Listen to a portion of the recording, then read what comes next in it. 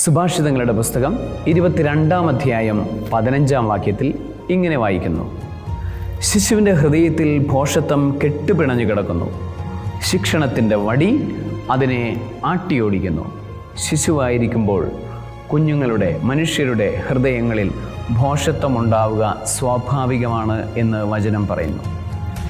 അതിനെ മാറ്റിയെടുക്കുന്നത് മുതിർന്ന വ്യക്തികളുടെ, മാതാപിതാക്കന്മാരുടെയും ഗുരുക്കന്മാരുടെയും ഒക്കെ ശിക്ഷണമാണ് ഈ ഭോഷത്തിൽ നിന്ന് പുറത്തു വരാനായിട്ട് കുഞ്ഞുങ്ങളെ സഹായിക്കുന്നത്. ശിക്ഷണത്തിൻ്റെ വടി എന്നാണ് വാക്ക് പറയുന്നത്. ശിക്ഷയുടെ വടിയല്ല, ശിക്ഷണത്തിൻ്റെ വടി. ശിക്ഷണമെന്ന് പറയുന്നത് എന്താണ്? ഒരു വ്യക്തിയെ എളിമപ്പെടുത്തുകയും ലാളിത്യത്തിലേക്ക് നയിക്കുകയും ചെയ്യുന്നതിനെയാണ് ശിക്ഷണം എന്ന് പറയുന്നത്.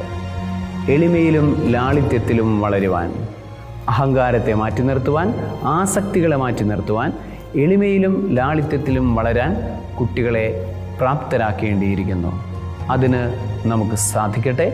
കർത്താവ് നിങ്ങളോടുകൂടെ. സർവ്വശക്തനായ ദൈവം പിതാവും പുത്രനും പരിശുദ്ധാത്മാവും യഥാർത്ഥ ശിക്ഷണത്തിൻ്റെ അഭിഷേകം കൊണ്ട് നിങ്ങളെ നിറയ്ക്കുമാറാകട്ടെ. ആമേൻ.